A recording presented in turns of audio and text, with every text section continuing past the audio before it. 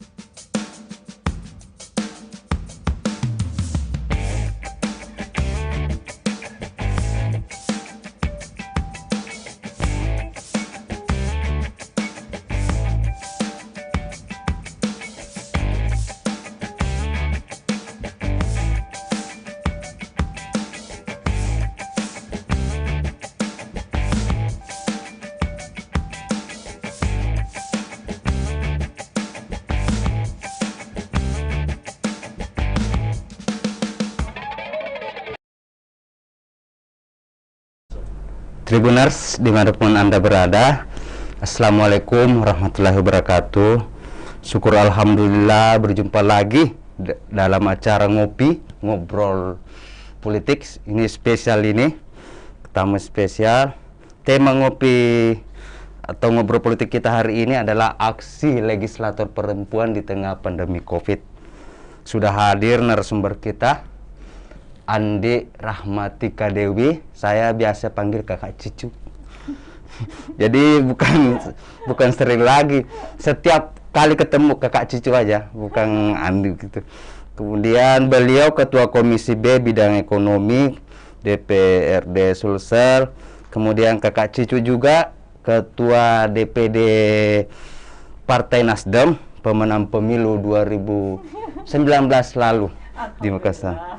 Sebelum kita masuk ke pembahasan inti, kita tanya-tanya dulu bagaimana kesibukan keseharian ini. Selain ibu rumah tangga, ketua partai, ketua masih banyak lagi organisasi, termasuk sibuk untuk penanganan perempuan di tengah pandemi. Silakan Bu Ketua. Baik, terima kasih Kakak Asis. Juga tentu saja teman-teman Tribun yang sudah mengundang kita untuk ngobrol politik spesial ya hari ini. Walaupun undangannya mendadak, baru kemarin diundang, untungnya lagi ada waktu dan memang mau silaturahmi sama teman-teman di Tribun. Syukur alhamdulillah sih hari ini kita masih diberikan kesehatan ya semuanya. Mudah-mudahan yang lagi nonton YouTube juga ini semuanya sehat-sehat selalu. Semuanya cukup mengkhawatirkan di tengah pandemi, segala sesuatunya tidak ada yang pasti. Dan kalau soal tadi temanya dengan apa yang disampaikan Kakak Asis tadi terkait dengan apa sih kesibukan kita hari ini? Sibuk menjaga keluarga supaya terhindar dari virus corona, itu yang paling pertama ya. Ini yang paling pertama. Bagaimana kita bisa mengkondisikan khususnya orang-orang tersayang, orang-orang terdekat, keluarga, sahabat, relasi untuk bisa sama-sama menjaga diri supaya kita nggak tertular ini virus corona. Itu yang paling utama sih sebenarnya sekarang ini ya. Setelah itu baru nyusul yang lainnya. Kegiatan mulai dari kantor, rumah, kemudian partai, semuanya mengikut. Tapi yang paling utama menjaga kesehatan. Menjaga kesehatan. Betul. Masih sibuk ke kantor ini atau ya nanti ada rapat-rapat atau seperti apa ini sekarang akhir-akhir ini Bu Ketua? Jadi karena kita Makassar masuk level 4 PPKM ya. Jadi memang pembatasannya itu cukup terasa dan memang DPR kan masuk dalam pembatasan untuk kegiatan di dalam ruangan atau di kantor. Terus terang kami lebih banyak melakukan rapat secara virtual karena memang menjaga juga, saling menjaga satu sama lain. Kalaupun dibutuhkan kehadiran di kantor itu memang kegiatan yang rapat yang sangat penting sekali yang dibutuhkan tatap muka, tapi itu pun jumlahnya memang tidak banyak dan itu dibatasi memang. Jadi kalau mau kayak badan anggaran yang rapat, badan musyawarah belum gitu. Jadi kayak memang ada pembatasan seperti itu di jadwal Bamus yang dibuat. Sampai sekarang? Sampai sekarang. Jadi memang diupayakan sebisa mungkin tidak terlalu banyak, mungkin sekitar 25-30% saja yang bisa berkantor. Dan memang lebih banyak kegiatannya itu dilakukan secara virtual. Jadi untuk teman-teman yang bisa hadir, alhamdulillah yang secara virtual pun juga nggak ada masalah. Kalau di kantor ya hari ini. Dan saya lihat-lihat ini PPKM diperpanjang lagi sampai tanggal 6 kan? Sampai tanggal 6 gitu. Tanggal 6. Jadi ya mari sama-sama bersabar lagi lah melaksanakan kegiatan lebih banyak di rumah. Untuk kita sih sebenarnya lebih enak ya. Apalagi kaum rebahan tuh. Di rumah saja. Bekerja di rumah itu menyenangkan. Kak, seperti apa sih aksi-aksi legislator perempuan di tengah pandemi Covid ini? Ada mungkin apa bantuan dari masyarakat kah? Atau ada mungkin selalu kalau misalnya reses dia berikan pemahaman tentang bagaimana menjaga imun, jaga jarak supaya terhindar dari Covid. Sebelum kita masuk di tema ini ya, sebenarnya saya juga tadi pas saya dikirim tema soal ini, saya juga banyak pengen cerita. Banyak mungkin masyarakat yang tidak tahu gitu bahwa pandemi ini yang paling terpuruk adalah sebenarnya kaum perempuan. Ya. Sebenarnya kalau kita mau lihat karena beban ganda yang selama ini dipikul oleh perempuan ya, itu bertambah lagi di selama pandemi. Kalau mungkin selama ini ibu-ibu itu hanya berperan sebagai seorang istri, ibu, dan mungkin sebagai salah satu yang menjadi pembantu untuk sektor ekonomi di keluarga. Tapi dengan pandemi ini ibu tuh memiliki peran yang jauh lebih banyak lagi. Betul. Atau perempuan ya. Kita jadi guru, kita bantu cari uang, urus rumah, mencukupkan segala sesuatu di rumah di setengah suasana yang begitu sulit. Dan yang pasti menjaga seluruh anggota rumah kita di dalam rumah ini semua bisa sehat secara psikologis dan secara secara segala-galanya lah sehat ya. Karena kan terlalu banyak waktu awal-awal pandemi kan orang shock dengan di rumah terus dan lain-lain, pembatasan yang begitu ketat. Sehingga memang beban ganda yang dihadapi oleh perempuan di masa pandemi ini luar biasa. Dan itu tidak banyak orang yang tahu dan mengapresiasi hal tersebut. Sehingga mungkin apa yang perlu kita lakukan hari ini adalah kita harus memberikan perhatian yang lebih banyak kepada para perempuan di tengah pandemi ini. Belum lagi mungkin yang tidak tercatat bahwa kekerasan yang dialami oleh perempuan di masa pandemi ini saya yakin jauh lebih banyak. Karena kan terus terang faktor ekonomi keluarga yang memicu itu mungkin juga bisa salah satunya membuat perempuan mendapat kekerasan dalam rumah tangga. Itu kita tidak tahu ya. Tetapi ada saya baca kemarin survei bahwa tingkat stres dan kecemasan perempuan di masa pandemi itu jauh lebih tinggi dibanding laki-laki. Kita di angka 50 sekian, laki-laki itu di angka 40 sekian.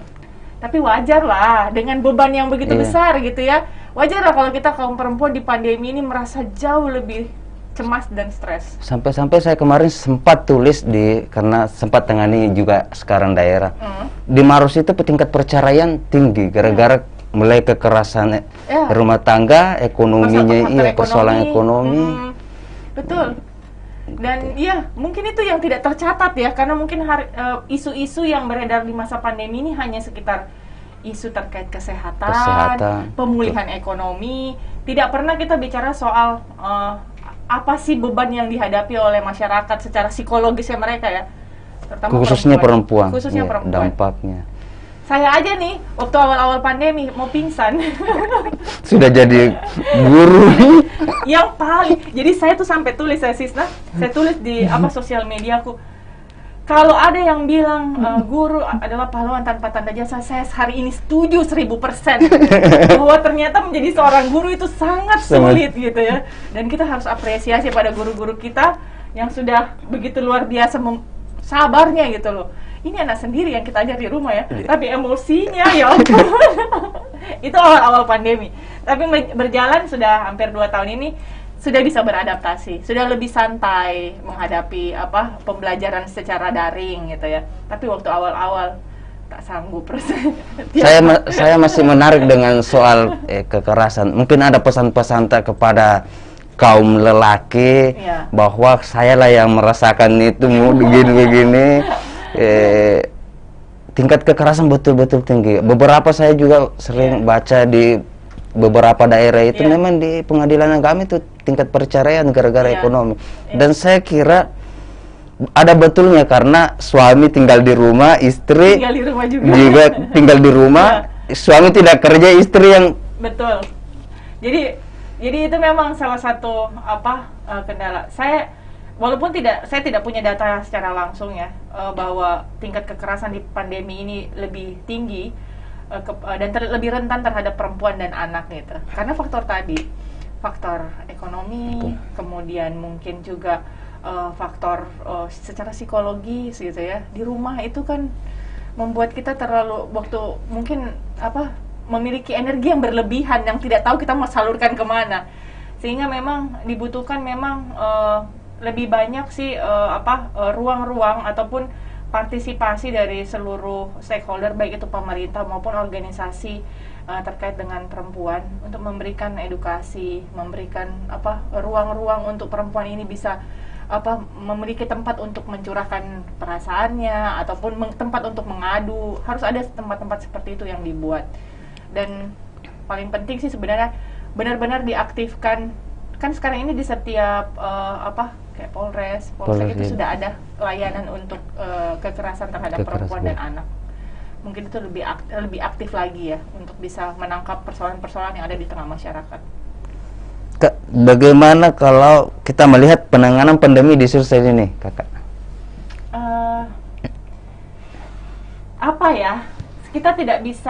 Saya tidak mau menyalahkan siapa-siapa ya dalam persoalan pandemi ini, karena kita semuanya punya peran untuk dimainkan di pandemi ini. Dalam artian kita harus punya peran masing-masing kita untuk mensukseskan pandemi ini, mau terus atau mau stop gitu kan. Tapi yang paling penting adalah sejauh ini Kota Makassar, kalau saya lihat ya, sebagai ibu kota provinsi, mana ada data masuk, saya lihat kita sudah di angka 40 atau 50% vaksin ya untuk Kota Makassar. Berarti antusias masyarakat itu tinggi sekali untuk menciptakan herd immunity ini ya. Jadi kalau saya sih sebenarnya lebih banyak lagi pemerintah bisa membuka ruang-ruang supaya masyarakat ini bisa mendapatkan vaksinasi. Ya. Dan lebih banyak lagi mensosialisasikan terkait dengan vaksin. Kalau di Makassar mungkin tidak terlalu sulit ya untuk mensosialisasikan, karena masyarakat tuh begitu antusias. Kalau kita lihat kalau ada yang bikin kegiatan vaksin ngantri sekali.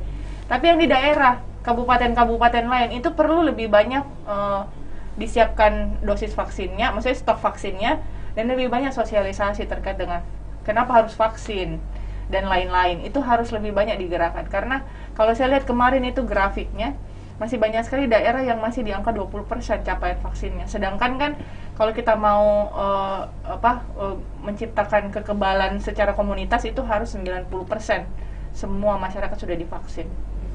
Terakhir Luwu yang memperpanjang kembali PPKM-nya itu dia mengaku, Ibu Bupati mengaku kami kekurangan vaksin. Ya, betul. Ya, sehingga kami belum melakukan pembelajaran tatap muka, tapi baru akan dievaluasi.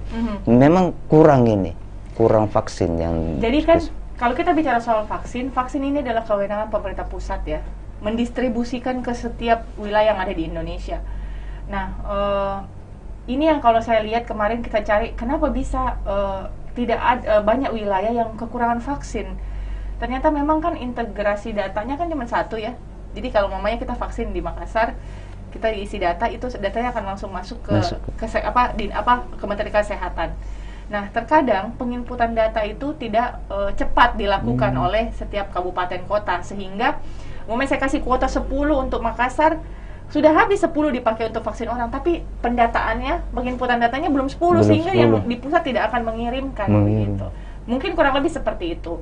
Dan memang kebutuhan vaksin mungkin karena kan hanya hari ini kan pemerintah pusat yang menyiapkan vaksin. Jadi kita harus menunggu dari sana. Kita tidak bisa beli sendiri. Itu jadi persoalan.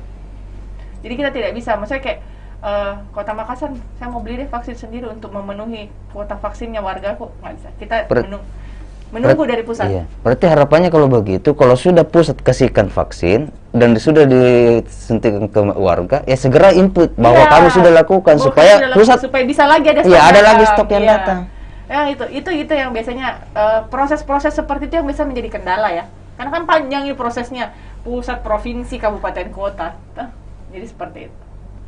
Kalau bagaimana kita menanggapi soal banyak masyarakat ini di Dapilta ini, Kak, menginginkan isolasi mandiri di rumah daripada di apung kapal pel. Sebenarnya ke tempat isolasi yang disiapkan oleh pemerintah kan bukan cuma di Apung ya, Iya. banyak. Ada juga di di Balai Diklat, pemerintah provinsi punya satu. Betul. Kemudian di asrama haji juga.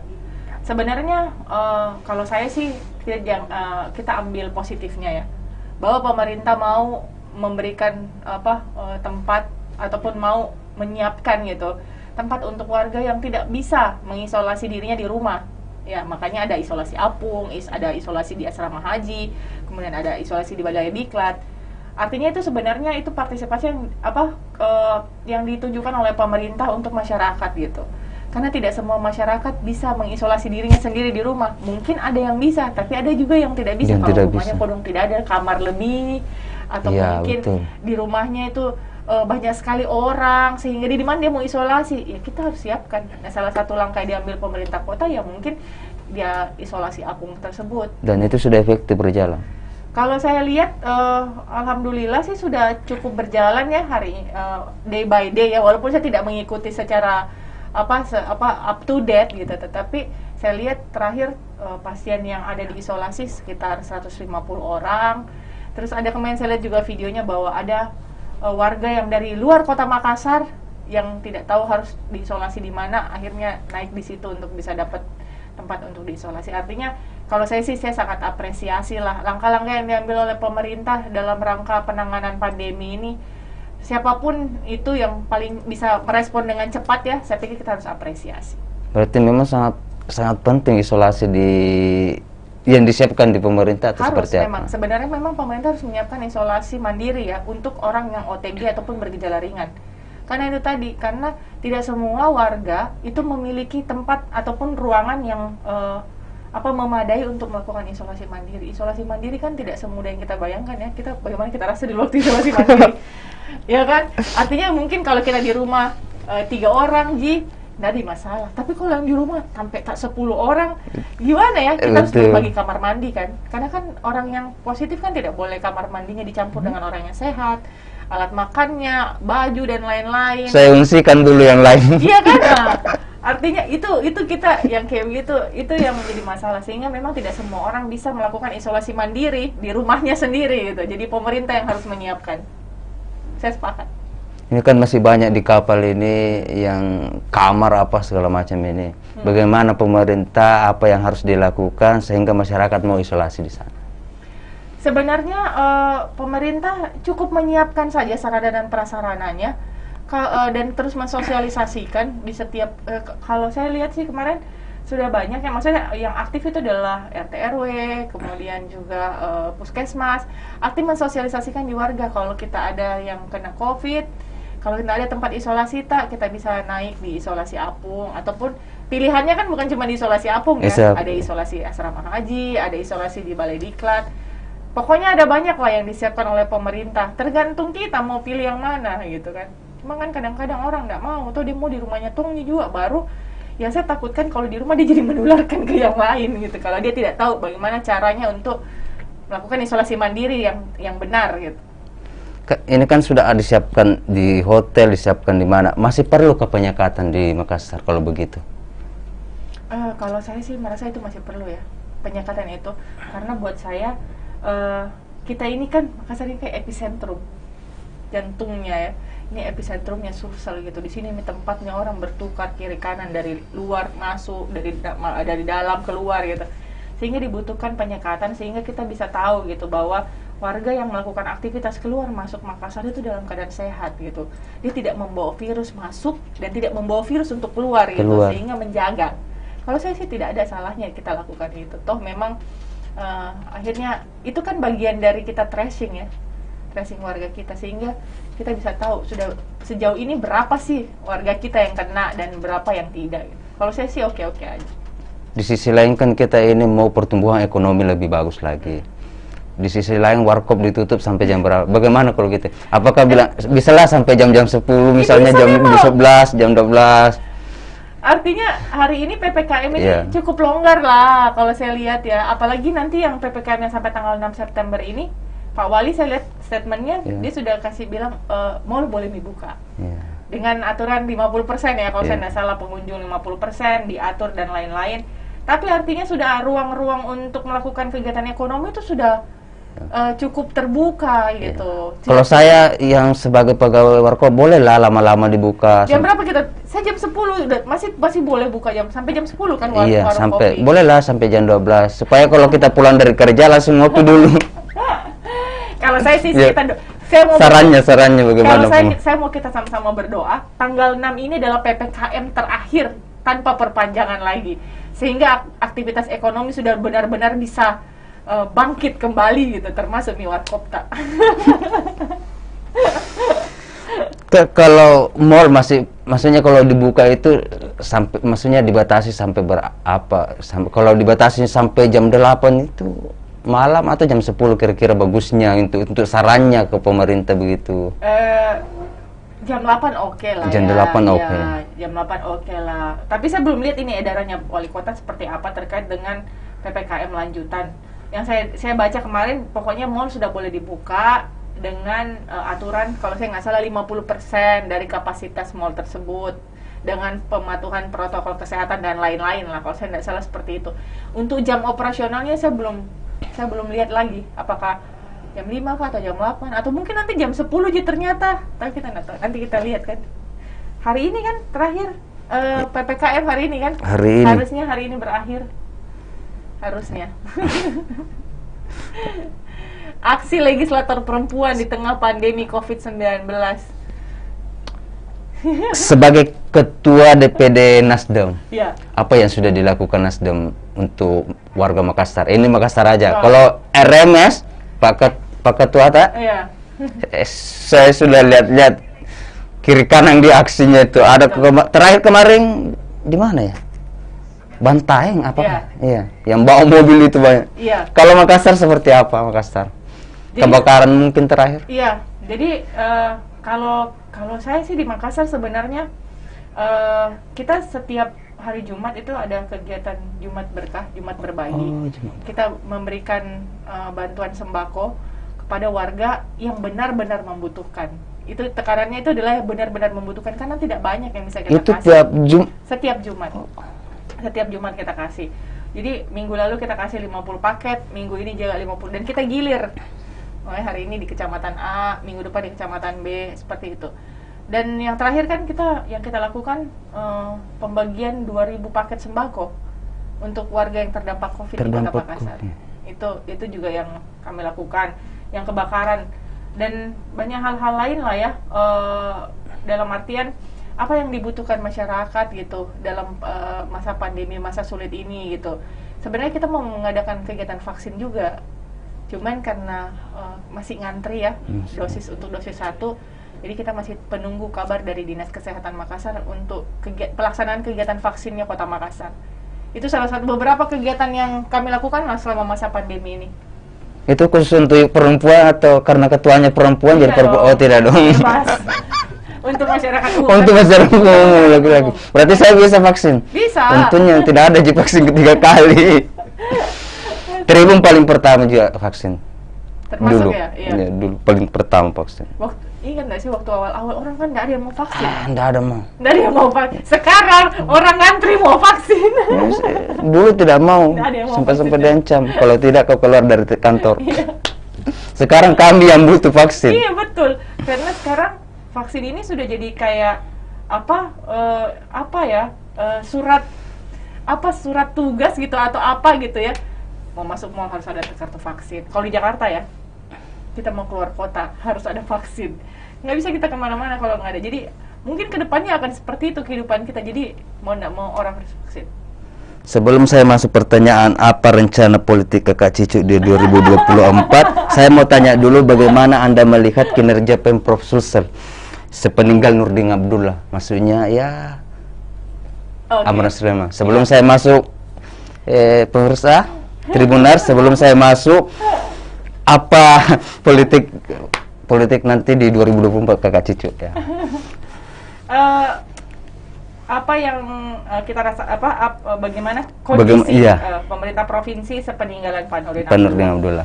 Tentu saja masa transisi ya. Transisi dalam artian yang selama tentu saja banyak hal yang perlu disesuaikan kembali dengan Pak Wakil Pak PLT ya. Dan sejauh ini kita mencoba bersinergi antara DPR dan eksekutif terkait dengan beberapa pembahasan yang penting, mulai dari APBD perubahan, APBD pokok 2022. Kita lagi mencari formulasi yang paling tepat yang bisa kita lakukan untuk kepentingan masyarakat Sulawesi Selatan, dan itu sedang kita jalani ya. Ya, untuk menilai sih kita belum bisa menilai secara scoring ya, karena saya pikir kita masih sama-sama masuk masa transisi, masih PDKT, dalam artian masih mencari bentuknya seperti apa, model kemitraan, sinergitas yang harus kita bangun. Kalau saya seperti itu, dan buat saya sih yang paling penting adalah kita memberikan support dan memberikan kritik yang membangun lah untuk beliau. Kalau ada yang salah diingatkan, tapi dikasihin solusi gitu, jangan dikritik tapi tidak ada solusi yang kita berikan. Kalau saya untuk hari artinya ini, hubungannya DPRD Sulsel dengan Pemprov fine saja, baik-baik ya. saja, baik-baik saja.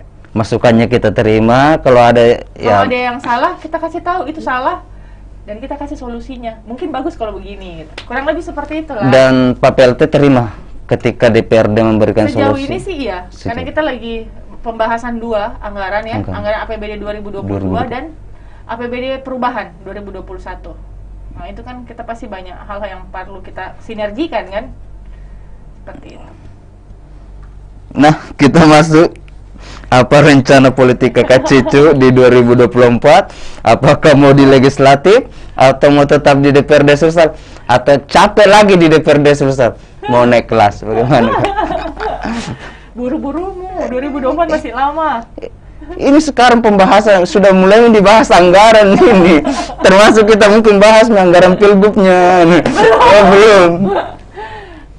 Kalau saya sampai hari ini tidak ada belum mengatur rencana secara detail ya, karena kita juga mau lihat kondisi ya, kedepannya ini akan seperti apa. Apakah tetap ada di Sulsel atau mau coba-coba naik kelas gitu kan ya. Lihat-lihat juga kondisi, wait and see. Tapi jalurnya masih tetap di legislatif. 2024 masih tetap akan di legislatif, tapi tingkatannya saya belum bisa jamin apakah tetap di provinsi atau mau naik kelas belum. Masih wait and see. Dan tunggu restu partai. Kak, terakhir ada saya lupa tadi, tingkat perceraian di Makassar itu kata Pak Wali Kota itu terlalu tinggi yang pegawai negeri sipil. Mungkin ada catatan, dan ini yang terakhir mungkin ada yang bisa kita sampaikan kepada ya seperti bagaimana menyikapi ketika sebagai ibu rumah tangga ini, kemudian perempuan bagaimana menyikapi kalau ada suami yang selalu marah-marah kah atau seperti apakah di rumah. Saya tidak tahu seperti bagaimana. Silakan Ibu statement terakhir tahu terkait ini pertanyaannya aksi legislatif perempuan di tengah pandemi. Ini pertanyaan cukup sulit loh, karena setiap rumah tangga itu kan punya masalah yang beda-beda ya. Jadi sebenarnya yang paling penting adalah perlu ndak kita adakan konseling sebelum menikah gitu. Jadi kayak kantor agama yang ada di wilayah kayak di kecamatan itu, jadi sebelum orang mengajukan untuk persyaratan menikah, dia harus dikonseling dulu. Dia harus dapat dulu konseling bahwa berumah tangga ini akan seperti ini, sehingga pada saat menjalani rumah tangga tidak kaget gitu bahwa ini dua orang yang punya sifat yang berbeda, karakter yang berbeda disatukan di dalam satu rumah gitu. Saya rasa itu salah satu solusi loh untuk mengurangi tingkat perceraian. Konseling. Iya, konseling sebelum menikah, pranikah ya. Jadi orang tuh sudah tahu. Kan banyak orang cuman karena cinta jadi menikah. Saya cinta sekali, pacar kok mau sekali mau kawin. Nggak tahu ternyata orang menikah susah kan. Pada saat sudah menjalani rumah tangga ternyata banyak masalah. Kalau saya sih itu salah satunya, kita melakukan konseling sebelum menikah. Dan mungkin kalau khusus untuk ASN ya. Bagaimana kalau diwajibkan saja harus pasti ada itu, kalau tidak itu tidak boleh menikah? Iya, boleh juga sebenarnya. Jadi harus konseling dulu baru kita terbitkan surat untuk pengantar menikah. Pengantar menikah. Iya. Sudah pernah kayaknya waktu itu ada yang menggagas ide ini, cuman saya nggak tahu nggak diteruskan kenapa gitu. Tapi kalau melihat angka yang perceraian yang seperti ini perlu, saya rasa. Perlu. Karena jangan sampai juga kita membiarkan ataupun nggak peduli ya, biar ini banyak orang bercerai, urusannya itu. Nggak boleh juga kita kayak begitu kan ya. Kita harus memberikan, paling tidak adalah langkah-langkah yang diambil untuk bisa mencegah hal tersebut semakin banyak. Tapi pandemi ini makin banyak memang. Banyak sekali di laporan ini. Nanti makanya saya ini, ada hari seperti ini, aman nih saya buatkan live khusus. Jadi bukan persoalan di pandemi ini, bukan persoalan saya Bukan kita tangani ini, tetapi ya. ada persoalan besar di rumah Boleh. yang harus dilakukan. Nah, iya benar. Jadi memang itu juga, itu yang saya bilang, isu-isu yang luput. Karena orang cuma bicara terkait dengan kesehatan penuh. ekonomi. Tidak bicara soal bagaimana ini psikologisnya orang yang menjalani ini pandemi ini. Gitu. Bagaimana perempuan menghadapi pandemi. Banyak sekali isu-isu yang luput sebenarnya dari tangkapan media dan pemerintah mungkin ya. Karena seperti ini yang kita bilang tadi, banyak kasus perceraian, kekerasan rumah tangga yang sebenarnya awalnya dari pandemi ini. Efeknya tuh. Bagus itu kita bikin lipsus. Mungkin cukup sekian Kak Tribuners dimanapun Anda berada. Terima kasih juga sudah menyimak. Ayo tetap terapkan protokol kesehatan, jangan lupa cuci tangan, jaga jarak, apalagi tuh, pakai masker seperti saya ini, dan kerumunan. Menjauhi kerumunan. Ada 5 kalau tidak salah itu terus. Bukan 3M, 5M nih. Apa tuh? Mencuci tangan, memakai masker, menjaga jarak, menjauhi kerumunan, dan membatasi. Oh, betul. Tribuners, sampai jumpa di event virtual ini, Ngobrol Politik edisi 23. Edisi selanjutnya kita berjumpa lagi di edisi 24. Assalamualaikum warahmatullahi wabarakatuh. Waalaikumsalam warahmatullahi wabarakatuh.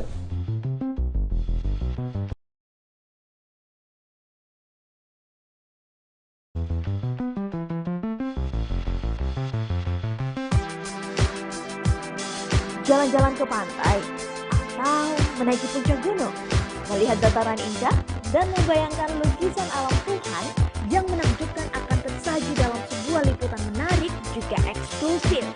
Ikuti perjalanan saya menuju destinasi paling epik di Sulawesi Selatan hanya di Wisata Virtual Tribuners.